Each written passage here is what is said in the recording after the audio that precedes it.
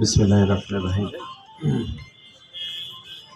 আজকের এই অনুষ্ঠানের সম্মানিত সভাপতি হরিমোহন উচ্চ বিদ্যালয়ের প্রধান শিক্ষক, উপস্থিত জেলা শিক্ষা অফিসার, গার্লস স্কুলের সম্মানিত প্রধান শিক্ষক, অতিরিক্ত জেলা ম্যাজিস্ট্রেট, আমাদের এই স্কুলের সহকারী প্রধান শিক্ষক,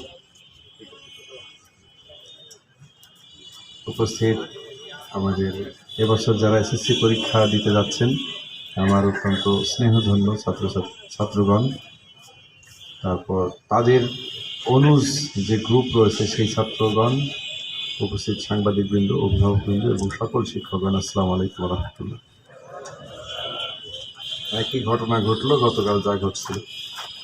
সালাম দিলে চাঁপাইনবাবগঞ্জের মানুষ উত্তর দেয় না, আসসালামু আলাইকুম ওয়া রাহমাতুল্লাহ। আবার 2 সেকেন্ড টাইম বলে দিলে দেয়। মানে এইটা বুঝলাম না। আমি এ পর্যন্ত চাঁপাইনবাবগঞ্জ কোথাও কোনো অনুষ্ঠানে যে প্রথমে সালাম দিলে উত্তর পায় নাই, যখন মনে করায় দিই তখন দেয়। তার মানে হচ্ছে এটা প্রতিটি মুহূর্তে মানুষকে স্মরণ করিয়ে দিতে হয়, এবং কিছু মানুষ থাকে যাদের কাজ হচ্ছে স্মরণ করিয়ে দেওয়া। আমরা একটা ঘোরের মধ্যে থাকি, একটা ভুলের মধ্যে থাকি, একটা অজ্ঞানতার মাঝে থাকি। এটা থেকে কিছু মানুষ আছে সমাজে যুগ যুগ ধরে, তারা স্মরণ করিয়ে দেয়, এবং স্মরণ যখন করিয়ে দেয় তখন সবাই বুঝে যে না, আসলেই তো ভুল হয়েছে, তাই না? এরকম হয় না? আজকে বিদায় অনুষ্ঠান শব্দটা চেঞ্জ করে কি শব্দ ইউজ করলে সবচেয়ে সুন্দর হয়, সেইটা আমি একটু মনে মনে খুঁজলাম, কিন্তু উত্তর পাইলাম না। আমার কাছে মনে হচ্ছে যে এটা বিদায় না, এটা মনে হয় একটা প্রমোশন অনুষ্ঠান। এটা হলো সামনের দিনে পরীক্ষা। 5 বছর আমরা তাদেরকে শিখিয়েছি, স্নেহ দিয়েছি, বকা দিয়েছি, তাদেরকে একটা শেপে এনেছি। আজকে তাদেরকে আমরা মাথায় হাত দিয়ে দোয়া করব, তোমরা যাও, পরীক্ষার হলে যাও। এই স্কুলের ইজ্জত উপরে উঠাও, দেশের সম্মান উপরে উঠাও, নিজের পরিবারের সম্মানকে উপরে উঠাও, নতুন জায়গায় যাও। নতুন জায়গার জন্য তোমাদেরকে তৈরি করেছি, সেই জায়গা তোমাদেরকে এগিয়ে দেওয়ার জন্য আজকের এই আনুষ্ঠানিকতা।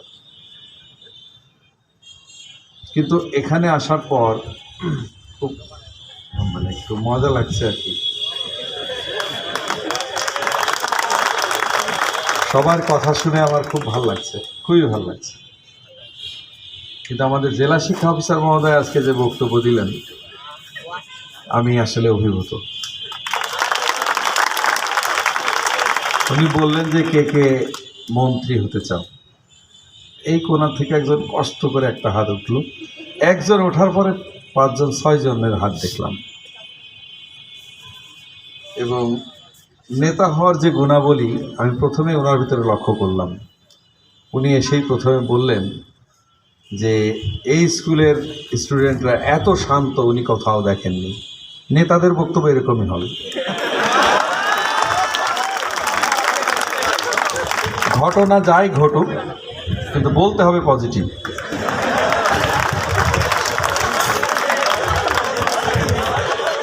আমি লক্ষ্য করলাম যে ডেফিনেটলি এখানে সবাই শান্ত না, সবাই সবার কথা শুনে নেয়, কিন্তু উনি বলে দিলেন এবং সবার মনোযোগ আকর্ষণ করলেন। এক্সেলেন্ট। আরেকটি কথা বললেন, তোমরা মেয়েদের চেয়েও শান্তশিষ্ট। জনপ্রিয় হওয়ার জন্য কিছু ভাষা থাকে, সত্যি। এবং আমি নিশ্চিত যে উনি রিটায়ারমেন্টের পর ইলেকশন করতে যাচ্ছেন, এবং এইটা আমাদেরকে দিয়ে প্র্যাকটিস করাই দিল ডিসির সামনে। চমৎকার। উনি অনেক সুন্দর কথা বলেছেন, উনি হাসির ছলে অনেক কথা বলেছেন। আমি আসলে কোনো বক্তব্য দেওয়ার মতো আমার এরকম অভিজ্ঞতা নাই। আমি যেহেতু একজন সরকারি চাকরিজীবী, বক্তব্য দেওয়ার মতো মঞ্চ আমার কাছে খুব বেশি হয় না। শুধু যখন সুযোগ পাই এরকম ছাত্রছাত্রী থাকে। আমরাও যেহেতু ছাত্র ছিলাম এক সময়, আমাদেরও যেহেতু একটি জীবন ছিল, এরকম টকবগে যুবক আমরাও এক সময় ছিলাম, আমাদের চোখে মুখে অনেক স্বপ্ন ছিল। সেই জন্য ওই সময়গুলোকে রিলেট করে আমাদের কিছু শব্দ আমরা বলতে পারি, কিছু কথা বলতে পারি। তার দু একটি কথা এরকম যে আমরা প্রতি মুহূর্তে নিজেদেরকে ছোট করি, আবার নিজেদেরকে বড় করি। আমি যখন এখানে এলাম দেখলাম যে বেশ কিছু student they are just sitting for us. কিছু স্টুডেন্ট আমাদেরকে রিসিভ করার জন্য ওখানে দাঁড়িয়ে আছেন তাদের শিক্ষকদেরকে নিয়ে, যে স্যাররা আসছেন, একজন জেলা প্রশাসক আসছেন, একজন জেলা শিক্ষা অফিসার আসছেন, আরও কিছু অতিথিবৃন্দ আসছেন, তাদেরকে রিসিভ করতে হবে। এবং এখানে কিছু ছাত্র বসে আছেন যে স্যাররা মঞ্চে আসবেন। তারা কি করলো, নিজেদেরকে সম্মানিত করলো কিভাবে? জেলা প্রশাসক এসে দেখলো যে না, চাঁপাইনবাবগঞ্জ হরিমোহন বিদ্যালয়ের এখানে এখনও নিয়ম আছে, ভদ্রতা জানে, সভ্যতা জানে, ডিসিপ্লিন জানে, they know how to respect others. আবার একটা গ্রুপ দেখলাম খুব পরিষ্কার, একটু আগেও ঢুকছে এখানে,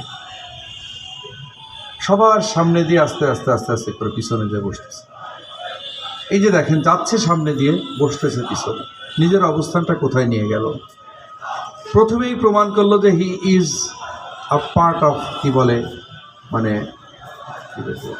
মানে ইনডিসিপ্লিন লাইফ, যেটা অর্থাৎ 10টায় আসার কথা, আমি আসলাম 11টায়। নিজেকে অসম্মানিত করলো, এতগুলো মানুষের সামনে দিয়ে এসে যাচ্ছে, পিছনের সিটে বসতেছে। আমি প্রত্যেকের ক্ষেত্রে লক্ষ্য করছি, বসেই প্রথমে মাথাটা নিচু করছে, মিনিট মানে খানেক নিচু করে তারপর আস্তে আস্তে অ্যাডজাস্ট করা। দেখেন, এই যে আমরা প্রতি মুহূর্তে নিজেদেরকে ছোট করি, আবার অপশন আছে নিজেকে বড় করা। অনেক অনেক স্টুডেন্ট কিন্তু এরকম এসেছে, আমার কেউ ডিউ টাইমে আসলো। তাহলে যদি এখানে বিচারক মণ্ডলী থাকতো যে আমি কাকে পিক করব, কাকে বেছে নিব, result is so clear. Am I right or wrong? জীবনের প্রতিটি মুহূর্তে এরকম অপশন থাকে, সুযোগ থাকে। আমি ভালোটা গ্রহণ করব কি করব না, আমি নিজেকে ছোট করব কি করব না। আমরা যখন বাসে চড়ি, লেখা থাকতো আগে ব্যবহারে বংশের পরিচয়। প্রতিটি মুহূর্তে আমরা যে মানুষ, তার মূল পরিচয় হচ্ছে তার ব্যবহার, তার ক্যারেক্টার, তার তার তার চলা, তার কথা বলা, তার শেখার যে আগ্রহ, শিক্ষণ পদ্ধতির সাথে অ্যাডাপ্ট করা, এইগুলো তাকে অন্য থেকে আলাদা করে। এই যে একটু একটু একটু একটু করে আলাদা করা, ওই যে আমরা ছোটোবেলা একটা কী যেন সারাংশ পড়তাম, ছোট বালুকণা বিন্দু বিন্দু জল, এরকম আছে না? কারো মনে আছে এটা?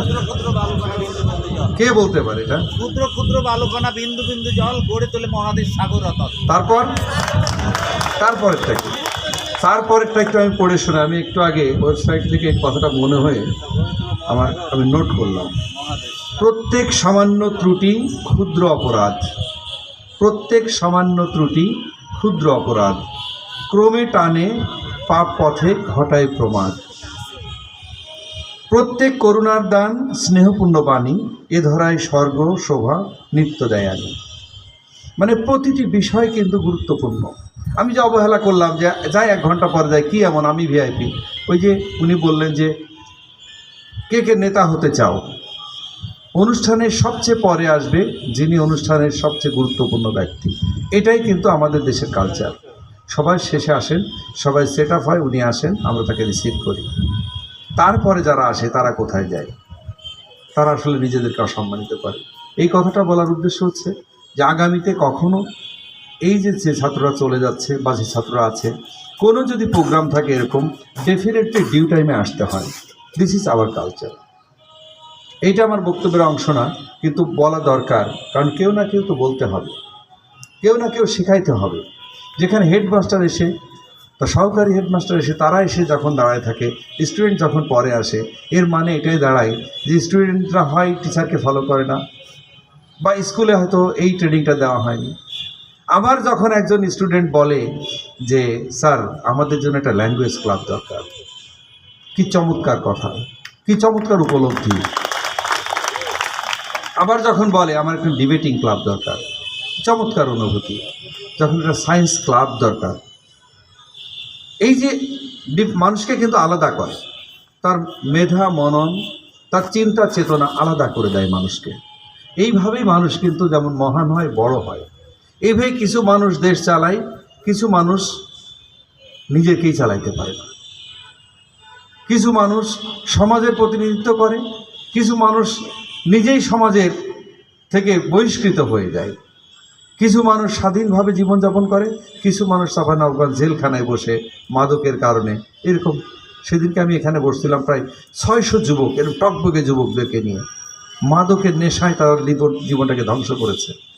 তাদেরকে এখন ট্রেনিং দিচ্ছি জেলখানার ভিতরে, এই তো এখান থেকে 1 কিলোমিটার দূরে। তার মানে কিছু মানুষ নিজেদেরকে খাঁচাই বন্দি করে, আর কিছু মানুষ নিজেদেরকে সাগরের ভিতরে নিয়ে যায়, মহাসমুদ্রে নিয়ে যায়, মহাকাশে নিয়ে যায়, নিজেদের অনেক উচ্চতায় নিয়ে যায়। এটাই শিক্ষা, যেটা মানুষকে চেঞ্জ করে, পরিবর্তন করে, ভালো মন্দের তফাৎকে চিনতে শেখায়, সেটাই শিক্ষা। আর এই শিক্ষার জন্য দরকার নিজেকে চেনা, নো দাই সেলফ। আপনি কে, কোত্থেকে আসছেন, কেন এসেছেন? আমি একটা কথা মাঝে মাঝে ভাবি, এখানে ডেফিনেটলি কেউ নাই যারা 100 বছর আগে জন্মগ্রহণ করেছে, কেউ নাই। এখানে কেউই থাকবো না আমরা আগামী 100 বছর পর, একদম গ্যারান্টি দিয়ে বলা যায়, তাই না? মোটামুটি 50 বছরের ভিতরে আমরা কিন্তু সব উধাও হয়ে যাব। এই স্কুলটা থেকে যাবে, থাকবে না? স্কুলটা থেকে যাবে। আরেকটা জিনিস থাকবে, সেটা হচ্ছে আমরা যে ভালো কাজ করেছি, ভালো কথা বলেছি, এইগুলো বেঁচে থাকবে।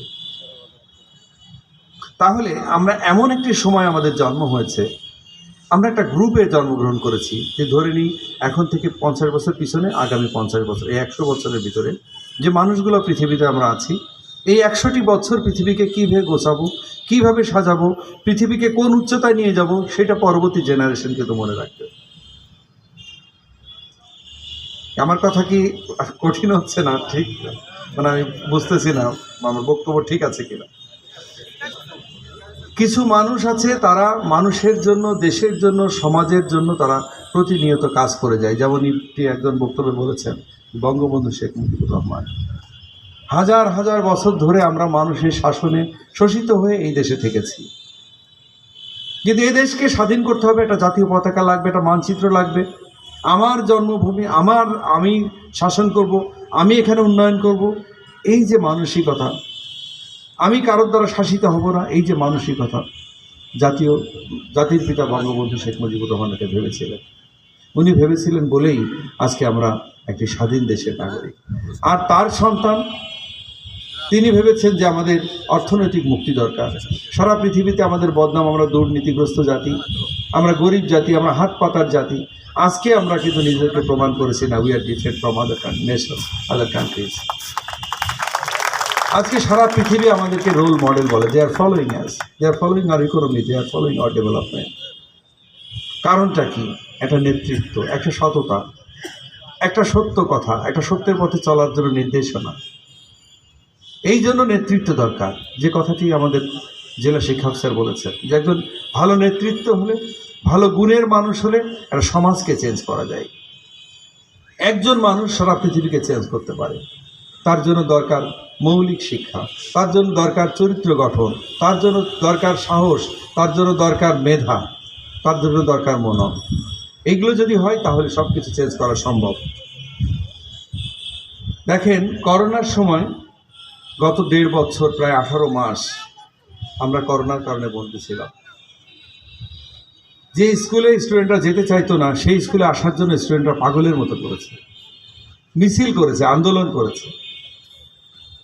আবার এই করোনা আমাদের অনেক কিছু কেড়ে নিয়েছে, দ্যাটস ট্রু, কিন্তু এই করোনা আবার নিজেকে চেনার সুযোগ করে দিয়েছে অনেকে। আমি নিশ্চিত করে জানি অনেক স্টুডেন্ট, টিচার নাই, কিছুই নাই, নিজে নিজে পড়ে নিজেকে আবিষ্কার করেছে যে how can I develop my self. আবার অনেকে এই সময় পাবজি খেলে জীবনটাকে অনেক বারোটা নষ্ট করে দিয়েছে। কি কথাটা কি ঠিক বললাম নাকি?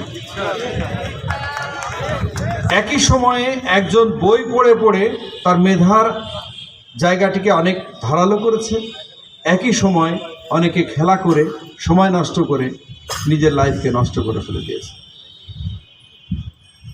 আমরা সেই করোনার সময় যখন চাঁপাইনবাবগঞ্জ করোনায় চরমভাবে আক্রান্ত, আমরা তখন মাঠে ঝাঁপিয়ে পড়লাম, সব মানুষকে বললাম আপনারা ঘরে থাকেন, আমরা বাইরে আছি, আপনারা ঘরে রেস্ট নেন, আপনাদের বাসায় আমরা খাবার পৌঁছে দিব। আমি ভলেন্টিয়ার সৃষ্টি করেছিলাম টোটাল চাঁপাইনবাবগঞ্জে প্রায় 7,000 ইয়াং ছেলেদেরকে দিয়ে তাদেরকে বললাম তোরা মোটরসাইকেল কার কার আছে নিয়ে হাজির হও, মানুষের ঘরে ঘরে খাবার পৌঁছে দিতে হবে, আর শান্তিতে থাকেন, ঘরে ঘুমান, লেখাপড়া বাচ্চারা লেখাপড়া করুক, অনলাইনে ক্লাস নেন, কিন্তু বাইরে বের হবেন না। মাত্র 15 দিনের মাথায় আমরা করোনাকে 70% থেকে নামিয়ে 20%-এর নিচে এনেছিলাম। এটা বেশি দিন আগের কথা না, সেই কারণে আজকে চাঁপাইনবাবগঞ্জকে মানুষ বলে Chapai model, follow Chapai model. আমরা কিন্তু কোনো মডেল হওয়ার জন্য কাজ করিনি, আমরা শুধু আমাদের দায়িত্বটুকু পালন করেছি, সেটাই কিন্তু আমাদেরকে এই চাঁপাইকে সারা পৃথিবীর কাছে চিনিয়েছে। আজকে 11 তারিখ, আগামী 13 তারিখ অস্ট্রেলিয়ার কুইন্সল্যান্ড ইউনিভার্সিটি থেকে আমাদের সাথে এই চাঁপাই মডেল নিয়ে একটা ডিসকাশন আছে, যে কীভাবে আমরা চাঁপাইকে করোনা মুক্ত করলাম, কিভাবে সকল মানুষকে নিয়ে একসাথে কাজ করলাম, কিভাবে সাধারণ মানুষের মানে এই মহা বিপদের হাত থেকে রক্ষা করলাম, সেইটা নিয়ে আমাদের প্যানেল ডিসকাশনে আমরা এখানে থাকব। আমি থাকব, সিভিল সার্জন মহোদয় থাকবেন, এসপি সাহেব থাকবেন, আমাদের এমপি সামিলউদ্দিন আহমেদ শিমুল সাহেব থাকবেন। আগামী 13 তারিখে বিকালে আমাদের এই সেমিনারটা হবে, ইন্টারন্যাশনাল একটা সেমিনার। আমি এটা মেন করতে চাই যে ভালো কাজের জন্য কোনো টার্গেট না থাকলেও ভালো কাজ কিন্তু মানুষকে অনেক উচ্চতায় নিয়ে যায়। পরিশ্রম যদি কেউ করে, আপনি টার্গেট যাই করেন না কেন, আপনি দেখবেন একসময় অনেক উপরে উঠে গেছেন। এর জন্য আপনার খুব দরকার নেই, যেমন খারাপ কাজ করলে আপনি একসময় নিজের অজান্তেই দেখবেন যে আপনার অবস্থান মানুষের কাছে এত নিচুতে নেমে গেছে যে আপনি আর নিজেকে খুঁজে পাচ্ছেন না। আবার ভালো কাজ করলে, পরিশ্রম করলে, লেখাপড়া করলে একসময় দেখবেন যে আপনি এত উচ্চতায় চলে গেছেন, এত উপরে চলে গেছেন যে মানুষের জন্য সেখান থেকে অনেক কিছু করা সম্ভব, অনেক সহজে অনেক কিছু করা সম্ভব। পরিবার আপনাকে নিয়ে গর্ব করবে, দেশ আপনাকে নিয়ে গর্ব করে, সমাজ আপনাকে নিয়ে গর্ব করবে। শুধুমাত্র পরিশ্রম যদি করতে পারে, then it's possible.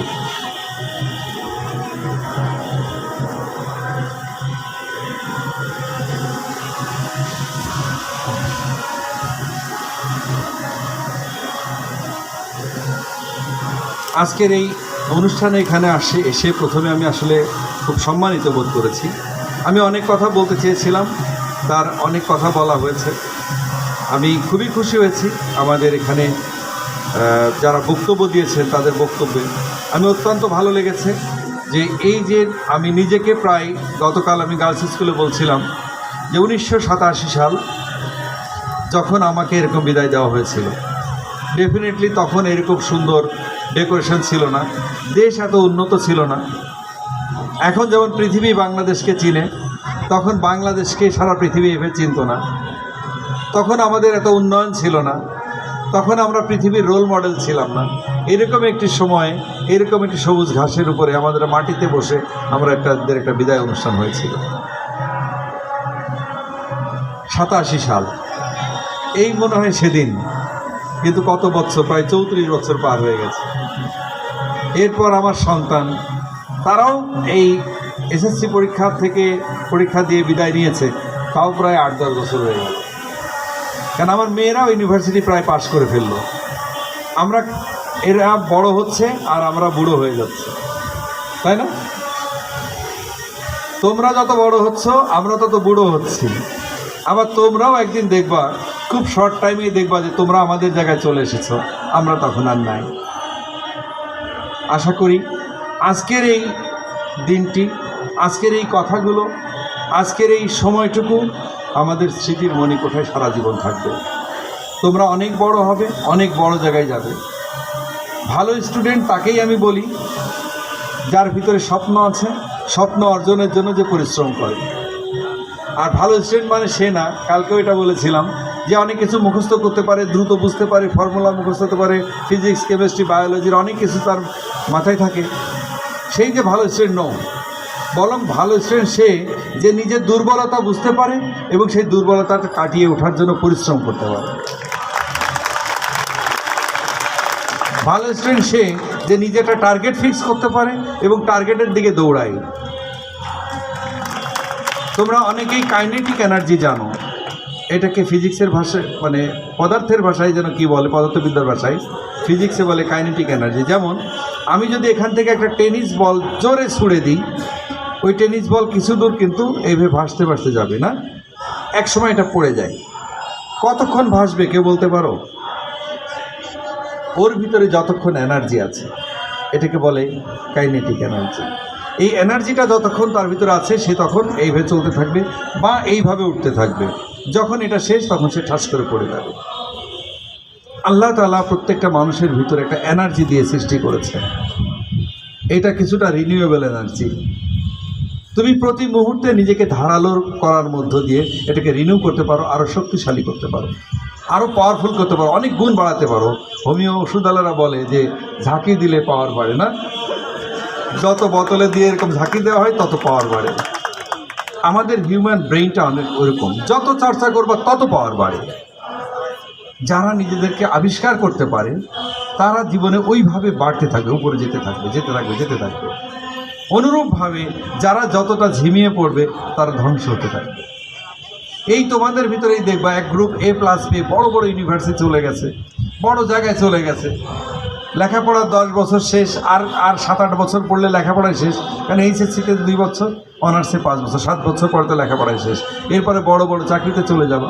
দেখবা যে কেউ এই কালেক্টরেট কী জন্য DC অফিসের পিয়ন হওয়ার জন্য আবেদন করছে, কেউ ক্লার্ক হওয়ার জন্য আবেদন করছে, আর কেউ BCS ক্যাডার হচ্ছে, কেউ বলে বাংলাদেশের চাকরি করবো না, আমি নাসাতে চাকরি করবো। কেউ বলবে যে না, আমার ক্ষেত্র এত ছোট না, 1,43,000 বর্গ কিলোমিটার ভিতরে why should I be confine? No, আমার ক্ষেত্র হবে সারা পৃথিবী। আবার কেউ বলবে নো, আমি পৃথিবীতেই চাকরি করবো না, আমি মহাশূন্যে চাকরি করবো। আছে না এরকম? আমি কিভাবে নিজেকে তৈরি করতে চাই, এবং everything is possible by your self. আল্লাহ তাআলা আপনার ভিতরে এত সুপার পাওয়ার দিয়েছে। যারা কম্পিউটার আবিষ্কার করে তারা বলে যে super super super computer 1000 piece জোড়া দিলেও মানুষের ব্রেনের সাথে পারে না। এই জন্য সক্রেটিস এত বছর আগে বলে গেছে, নো দাই সেলফ। আগে নিজেকে চেনো যে তুমি কি জিনিস।